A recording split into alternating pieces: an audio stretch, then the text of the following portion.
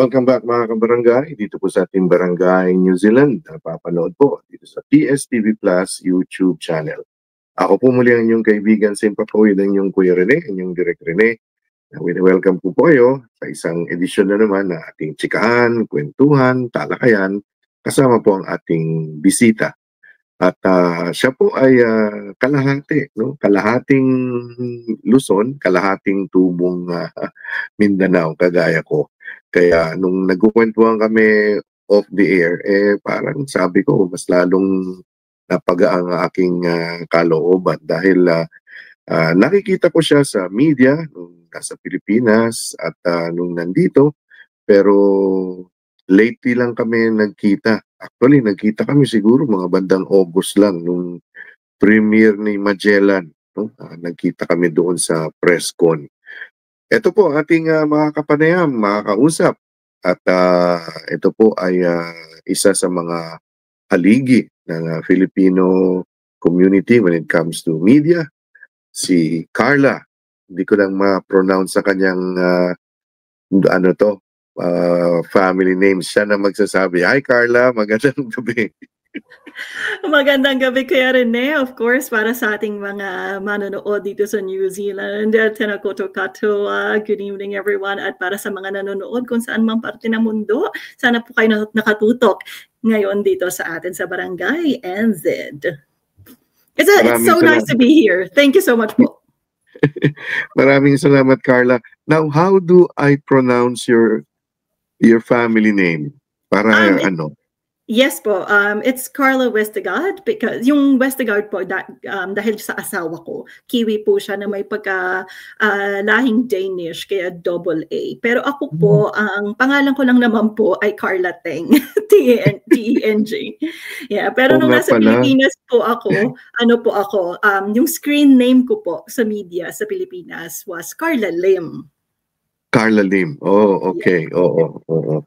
So, yeah. So, kanina in-introduce kita na you are, your dad is from Laguna, no? You're saying Laguna ba? Tama ako? Manila po talaga, but I was raised po in Binyan, Laguna. Sa Binyan, oo. But, and then your mom is from Iligan, no? Opo, Suarez, Iligan City, malapit sa Campintoy ba yun? So, ang nanay ko po kasi talaga, ang nanay ko ay Maranao na may pagka-Spaniard din po, no? May pagka-Spanish din, yun dahil sa lolo ko. So, doon po talaga, tubong Suarez. So, yung angkan po ng mga Beldad Tamparong, doon po talaga sa Iligan. So, yun po yung exposure ko when it comes to the Bisaya language dahil po sa nanay ko. Kaya po, sabi ko sa iyo, Direk Rene, nakakaintindi ako Fluent yung tenga ko sa pag-intindi. Sa pagsasalita lang hindi ng Bisaya. Pero kapag naman siguro may nakabanter, lalabas din siya. Medyo mahina po ako sa Bisayang Cebuano kasi hindi po talaga ako exposed doon. Sa Bisaya, Mindanao, yan ang po ang nakalakihan natin. Ayun. When was the last time na pumunta ka ng Iligan, Carla? Naku, matagal na pong huling tanda ko po na nakapunta ako sa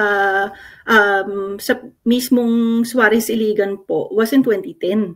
So medyo maedad naman na po ako noon, mga nasa 20 something na rin po ako nung pumunta ako doon. Pero po nag-aral din po ako sa Suarez ng isang taon when I was in elementary school when my mom took us there. So medyo may family drama po kasi noon. Yung nanay ko mahilig maglayas, tapos iiwan yung tatay, tapos bibit-biting kami, tapos dadaling kami sa Suarez.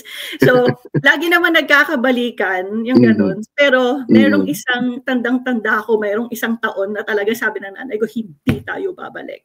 So, nag-aral po kami magkakapatid. Nang isang taon lang naman po. So, nagkabalikan ulit. So, balik na naman kaming Laguna. So, ganun po yung drama nung kabataan namin. Ilan kayo magkakapatid, Carla? How many are you sa family? Sa mama at papa ko po, bilang mag-asawa, kami po ay 3. Tapos meron po akong half-brother sa daddy ko. Ayan, so 4. So, are you the eldest na your family? Ay, ako po ang dakilang neglected middle child. Middle child ba? Middle child. Hindi naman neglected. Middle child lang. Masyadong sabi, okay, kaya naman niya. Wag natin masyadong i-assist, kaya naman niya yung sarili niya. So, nung sa Binyan ka na, doon ka na nag-high school, so doon ka na nag-aral.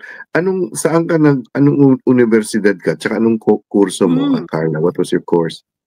Opo. So, nag-aral po ako sa university, sa Centro Escolar University in Mendiola. Nag-aral po ako ng Mass Communication major in Broadcast Journalism kasi yun po talaga yung gustong-gusto ko. Sabi ko, I still remember vividly when I had this conversation with my mom at the age of 11. Kasi for the longest time, 11 years of my life, para sinasabi ng tatay ko noon, dapat maging abogado ka kasi ang daldal mo, ang bilis mo magsalita, hindi ako manalo-nalo sa'yo, dapat maging abogado ka. So, kapag tinatanong po ako ng mga teacher, what do you want to be when you grow up? I want to be a lawyer. So, lagi ko po sinasabi, yung di ko naiintindihan yung konsepto kung ano yun. Magiging lawyer. Sabi ko tatay ko, lawyer. But then, naalala ko po na when I was 11 years old, after school, napanood ko po yung programa ni Corina Sanchez na panghapo. Sabi ko sa mama ko, Ma, ano yung ginagawa niya? Gusto ko maging ganyan. Tapos sabi ng nanay ko, reporter siya. Sabi ko, parang gusto kong maging ganun. Kasi nagre-report sila nung tungkol sa bagyo. So parang gusto kong nililipad-lipad din ako ng hangin. Tapos nagsasalita ka sa harap ng camera. Tapos since then, sabi ng nanay ko, reporter yan. So at the age of 11, yun na talaga yung gusto kong maging. Yung maging reporter, mapanood po ako sa TV na nagbabalita. Kaya yung pa-college na po, sabi ng tatay ko sa akin na ready na ba daw akong mag-enroll? Tapos sabi ko na, opo, gusto kong kumuha ng mass communication or basta major in broadcast journalism or broadcast journalism itself.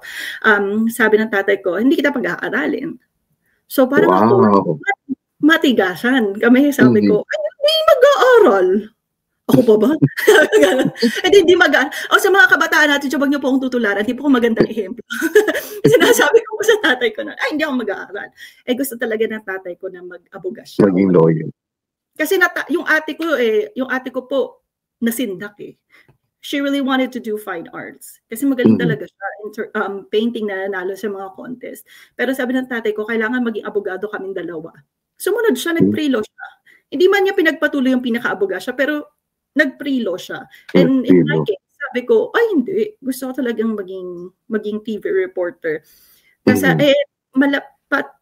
malapit na po yung pasukan. So, ang mga chances ko sa mga university para makapasok, medyo lumiliit na. So, sabi ng tatay ko, sige na nga, mag-mass comm ka na. Kasi parang hindi niya matanggap na yung pangalawang anak niya ay hindi mag-aaral ng So, bumigay si Papa. So, ayun, nakapasok po ako sa Centro Escolar University at kumuha po ako ng mass comm. At naman po, matagumpay naman pong nakagraduate. So, ayun po ang aking... So yung CEU sa Mendiola yun, ano? Nung nag-aaral ka, may mga times ba na nasasara yung Mendiola kasi may mga rally, so wala kayong pasok? Naranasan mo ba yun, yung time na yun? Opo, hindi lang po rally, pati baha. Kasi po bahain po, 'di ba? Tapos ang uniform po namin ay puting-puti, kaya po napagkakamali kaming either nursing or dentistry students kaming lahat. So, talagang tinatsaga, hindi po ako nag-dorm, umuwi po ako ng Laguna. Ako po ay nagko-commute. So, talaga? So sa Loton? Opo. Papuntang Mendiola, sakay ka, papuntang Loton, tapos doon, Binyan. Wow. Di ko nga, pag ngayon po, parang pag binapalikan ko yung mga alaalang, inisip ko, hindi naman uso nun. Siyempre, mga around 2004 to 2008 po kasi yun eh. So, wala pa masyadong, so text-text lang ang labanan. Wala namang, so hindi ko nga alam ba, paano ko na-survive yung pagtsatsaga na pagtayo at pagpila tuwing nasa stranded. Sabi ko, ibig sabihin, mahaba pala yung pasyensya ko noon. Ngayon kasi with the technology, parang bilis mong correct. mag-board. Diba? Nagmamalit ka lagi. So Ayun. with your experience, kasi ako nagturo ako sa Miriam, sa Maryknoll, so communication arts din yung mga yung mga tinuturuan ko. Pag third year nila, pag summer, nag-i-intern sila, no? So saan ka nag-intern, Carla? Ako po, medyo unique po yung aking storya sa internship. Kasi po ang nangyari sa akin, nung panahon ng pag-i-intern namin on the final year, medyo kinakabahan na po ako noon eh. Kasi syempre meron akong kailangan patunayan sa tatay ko na tama po yung pagpili ko sa kursong mass communication. And then nakikita ko naman na yung mga nauna ho sa akin, na tipong mga summa cum laude, magna cum laude, sabi ko, ba't hindi sila nakakapasok sa mga TV stations? As in, yung time na yon, that was the parang umpisa ng pagko-call center and yung mga nasa mass communications sa call center, kasi malaki naman po talaga ang bayad. Correct. Tapos iba nag-a-advertising, walang napupunta sa journalism, sa news talaga, na mas mga nauna sa akin. So parang ako, medyo na-disheartened ako, but at the same time, kasi nga may kailangan akong patunayan sa tatay ko na tama yung mga decision ko sa buhay at a young age. Ang ginawa ko po, Direk Rene, so po ako, nag-audition po ako sa mga TV stations. Opo, ang goal ko lang naman po nung talaga, ang magkaroon ng connection sa loob. So I could, parang mag-apply ng PA, parang kasi once your foot is in the door na, parang dun ka na umarangkada. Yun lang naman yung goal ko. Kaya po, nag-starstruck po ako season 2. So, wow. So, tatanggal po tayo nung 30, nung 30 ka, diba po yun? Audition, tas 160, tapos 30. Napatunayan na hindi talaga ako magaling sumayaw kasi sayaw na yun eh. So, naligwak po tayo. So, nung time na yun, so nag-starstruck po, tapos nag-audition din ako dun sa Pinoy Dream Academy. So, gusto ko po kasi talaga magkaroon ng connection sa loob. Kasi ang utak ko nun, I need to have a network inside. So, para pag nag-apply ako ng trabaho, mas madali. Meron po akong audition na nakita ko po sa dyaryo, na pinakita po sa akin ng a good friend of mine, na pinakita na, may audition para sa UNTV. So, yung UNTV at that time was only 5 years. So, ito po ay, it's a Christian channel. So, Channel 37. And then, nung time na yun, kailangan po nila ng news anchor with 4 years minimum experience, with merong relevant degree in mass communication or in journalism. Lahat po ng hinihingi nila, wala po sa akin. Pero, kasi po, hindi pa naman po tayo graduate, so walang degree. Lalong walang experience. Ang meron lang tayo ay pananampalataya at lakas ng loob. So, pumila po ako, nag-audition po ako without any expectations na makukuha ako kasi wala naman talaga. Meron pa for po the kasi, experience lang. For the experience and also to get to know, malay nyo, yung maging kaibigan ko yung PA para, apply naman dyan, ganyan. So, yun lang po talaga yung main goal natin. So, natatandaan ko nun, binigyan po ako ng paper, na maliit na paper na may nakalagay na news item.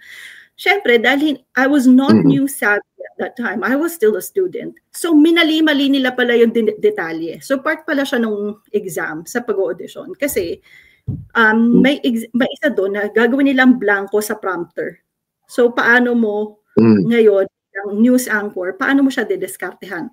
At kung gaano ka news savvy, gaano mo naintindihan ng current affairs, kailangan mo siya i-fill in the blanks at kailangan mo siyang itama habang naka-on air ka. So, para, later on, nung nasa industriya na po ako, naintindihan ko na. Kasi kaya ko na siyang gawin. Pero nung time na yun, syempre, hindi ko alam. Wala talaga ako alam. So, nangyari po noon, basically, it was a disaster. I cannot even pronounce the word subpoena. Kasi hindi ko siya na-encounter on my daily life when I was a student. A legal term na hindi mo naman na-encounter. So, nabubulol-bulol ako, tapos may fill in the blanks. Tapos sabi ko, parang may sira po yung prompters. Ganun mo. So parang yung hanggang sa nakikita ko sila si Jason sa po yung aking audition master, si Jason sa, tapos Tapos natatawa silang lahat. Kasi parang ako na lang, kasi natatawa sila, dito katawa na lang din ako. Sige, sabi ko, alam ko mukha naman akong eng-eng dito, pero tumatawa kayo, sige. Sabi ko, para bang may mali, para bang may kulang po, parang ganyan. Tapos parang nung tinanong na nila ako, o ano, ba't ka ba nag-audition? Sabi ko, alam, kasi naman po, gusto ko lang po talaga magkaroon ng friends. Sabi ko, kasi pangarap ko po maging reporter, pero gusto ko lang po sana magkaroon ng friends, kasi alam ko naman po talagang hindi po ako para, hindi po ako qualified, pero try lang po. Tapos yun, wala naman po talaga akong expectations. So after the audition, pinakain po ako. Tapos, awa po ng Panginoon, bigla yung isa po sa audition coordinator, sabi na, nagmamadali ka ba? Kasi kung hindi, pinapatawag ka ng executive producer sa taas, kasi, tsaka yung CEO namin, tsaka yung creative namin, yung asawa niya. Which is, hindi ko akalain na ito pala ay si Daniel Razon. No? So, pina-accept ako, yung pala, pinapanood nila ako habang nag-audition. Tapos tawa raw sila ng tawa. Tapos sabi ko, walang skills talaga, nadaan na lang talaga sa tawa. Tapos sabi nila sa akin na meron daw po kasi silang morning show program at naghahanap rin sila ng segment host for the health news and weather. Ngayon, it's a live audition na kung saan isasalang ka mismo ng 1 week on air. Tapos titingnan din yung rapport mo with the other host. So, ano po kami noon? Parang sa batch ko 3 kami, pero meron pang nauna sa amin. Kasi doon sa unang batch kasama na doon si Kuya Mark Zambrano. Ang ending, hindi na lang ako maasa kasi yung kasabayan ko mismo sa batch ko, nagdi-DJ, nag-event hosting, yung iba humarap sa camera, iba nag-commercial model. So parang ako, mababa talaga expectations ko. Ang sa akin lang, it's an amazing opportunity na na-consider ako. Ang mahalaga sa akin, kung hindi man ako makuha, at least may friends na ako sa loob, tsaka na ako mag-a-apply ng trabaho bilang PA or researcher. Ang ending po, ako po yung nakuha. Sabi ko talaga, ay, siguro ko baka hinahanap lang nila yung clean slate, yung kayang turuan, kayang hulmahin. So baka yun naman po talaga. So, and nung nakuha ko, so yun, dahil yun na po yung ginagawa ko, yun na rin yung naging internship ko. Yes. Oo. Just, haba po ng kwento, no? Pero yun lang po yung sagot. That's interesting. Sasabihin ko sa'yo kung bakit. Sige, kwento ka pa. Kwento. Sige, sabihin ko. And then, nung time na nakuha ko na po yung, kasi morning show lang po yung ginagawa ko eh. Tapos iniisip ko, paano kaya ako makaka-penetrate sa news? Kasi gusto ko po talaga maging reporter. Gusto ko talaga yung investigative journalism. Gusto ko talaga yung tackling deeper topic or anything political. Nung nakuha ko na po yung diploma ko, that's the time na sabi ko, baka pwede namang train nyo naman ako sa news. And ang time na yun, iniisip nila because of the bubbly personality, baka hindi ako seryosohin. So, nilagay ako sa entertainment and lifestyle news. So, 3 months po akong trinain doon. So, yun po yung una kong beat sa industriya. Ang kagandahan lang po pag nasa lifestyle and entertainment kasi ang dami mong freebies. Siyempre, invite ka sa mga album launch na, so isa ka sa mga album na may signature pa.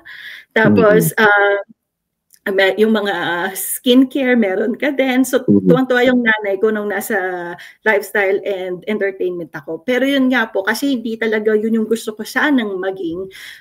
Gusto ko talagang yung hardcore na reporter. Sabi ko sa kanila na happy naman po ako sa lifestyle. Kaya lang po gusto ko talagang gusto ko ng political. So, after that, move ako sa general assignment and then sa nag-House of Representative po ako. Hanggang sa naging Senate reporter po ako ng 2009 to 2010. Tapos po umalis na po ako sa UNTV. Napunta po ako sa GMA Network kasi noong time na yun, feeling ko baka ready na ako sa bigger network. Wala naman pong available na parang reporter role. Ang meron lang po is a program researcher role sa Reporter's Notebook. Eh nakita ko po in-interview yung dati kong host, si Jiggy Manikad. So, researcher po ako ni Kuya Jiggy sa Reporter's Notebook. Sila nila at nila Maki Pulido. Tsaka yung time na yon kasama po nila si Miss Rhea Santos.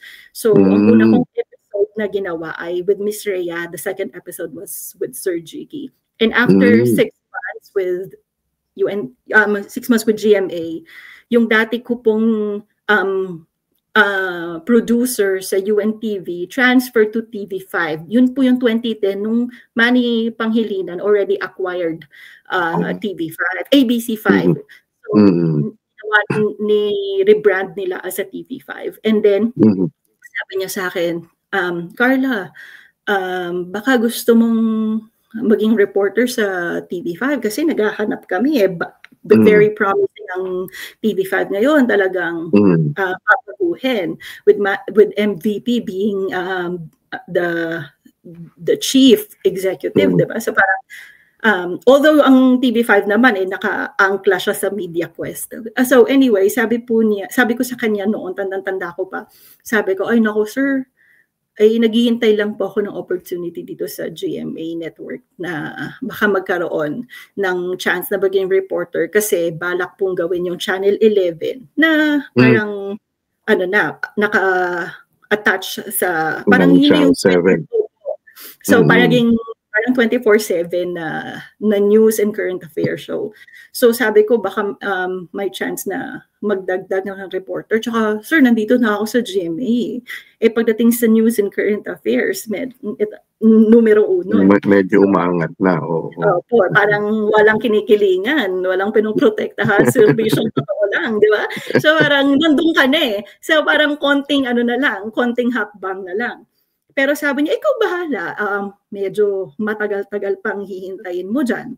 Kasi may mga nauna sa'yo. So may mga dyan. Hindi lang senior, mga pillars na sila ng GMA. So baka hindi ka rin malingon.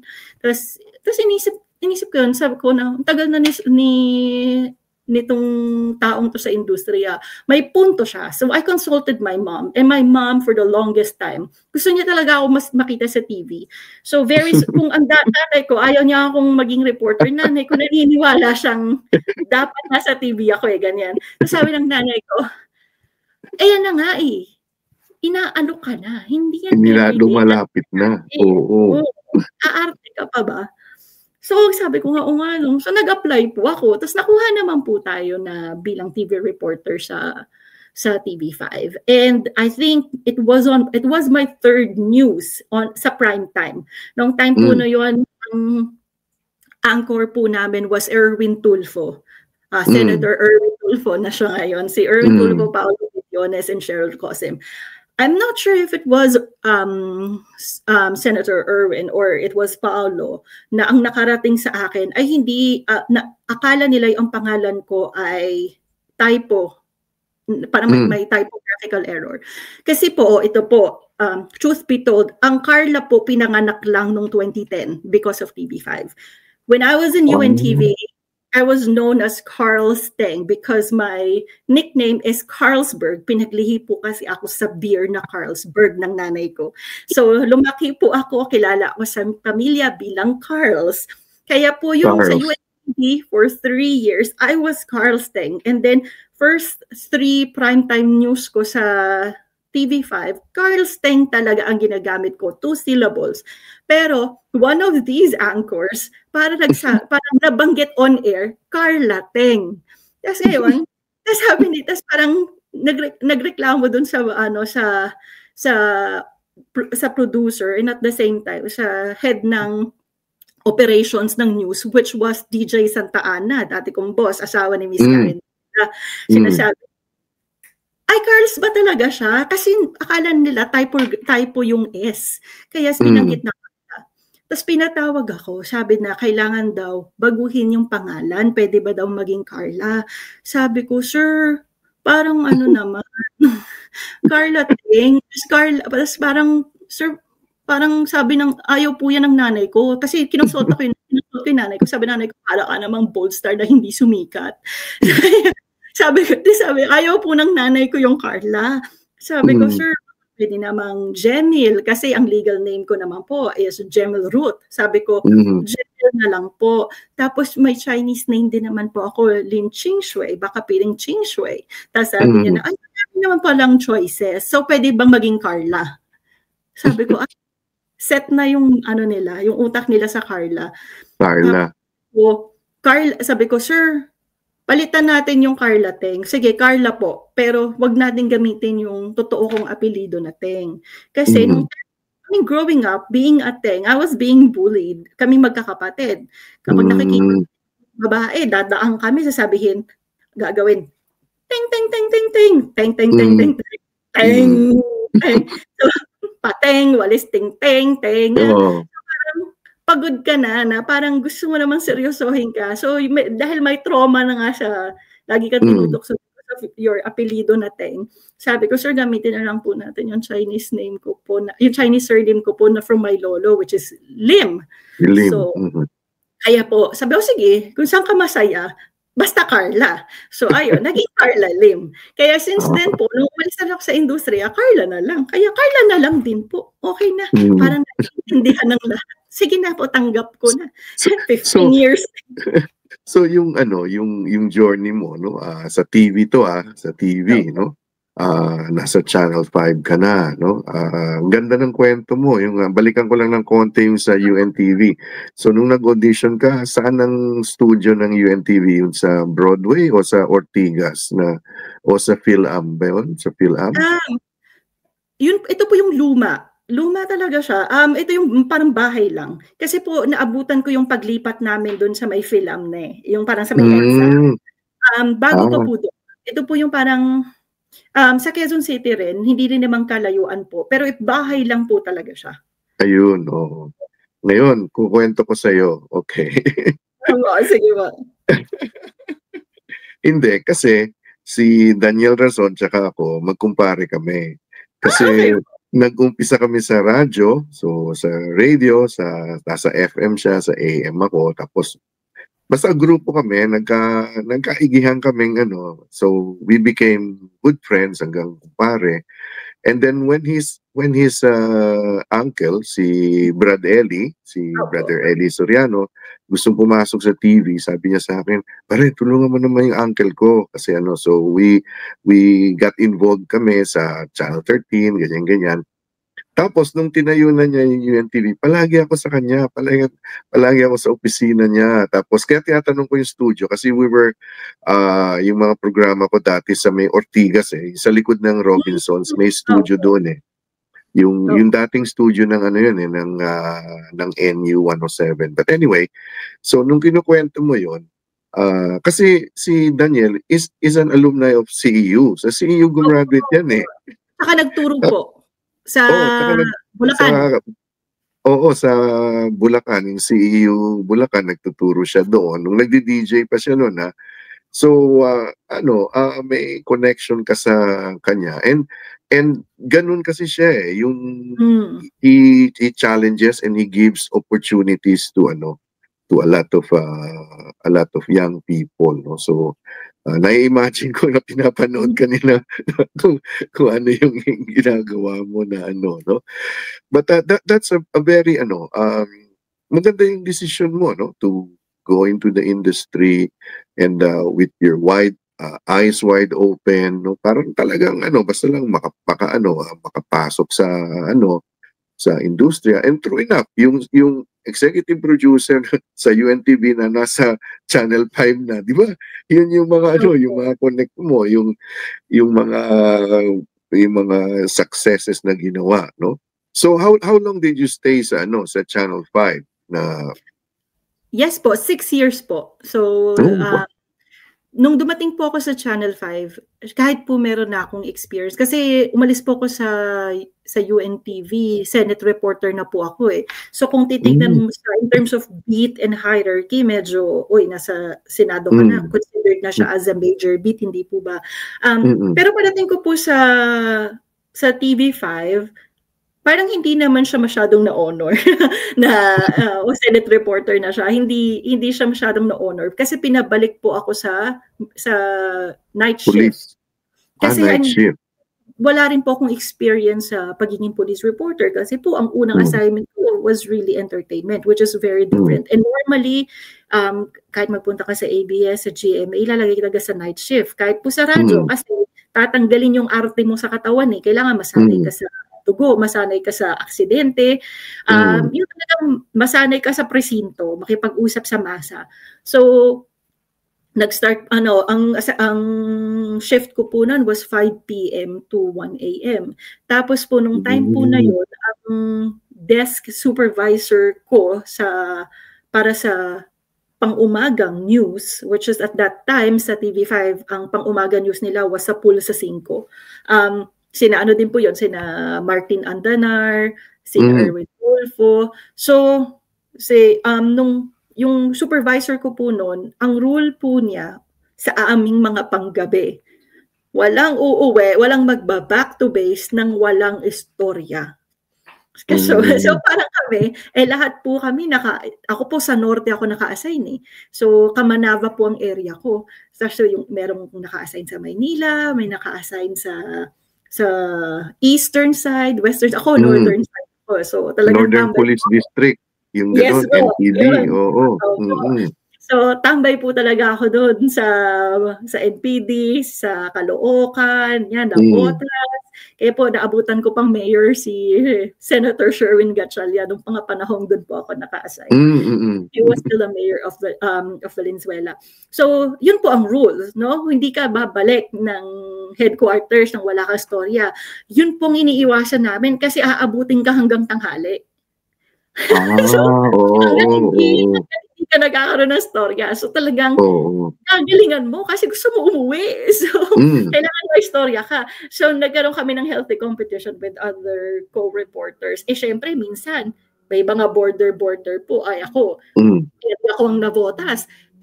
Tumawid ka lang ng border niyan. Maynila na. So, may healthy competition kami ng reporter na Maynila. Minsan, masasagasaan ng Caloocan ng Quezon City. So, yun, minsan, it was it was really a crazy time. Pero, minahal ko po ang police report. Kasi, naging comfort zone ko po siya. To a point, ayoko na po magpang-umaga.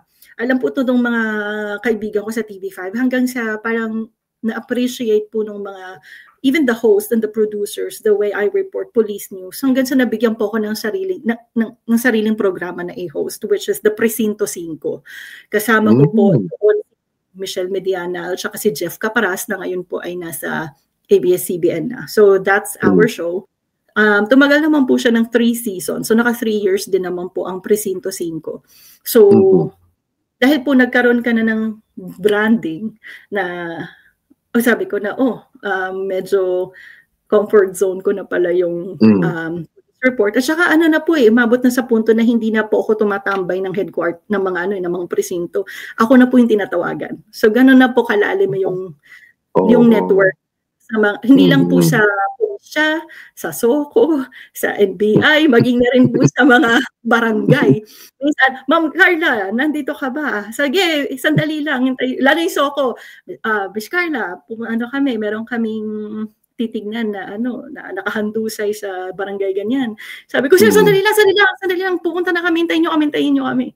So, ganun na yung mga bakbakan namin sa gabi.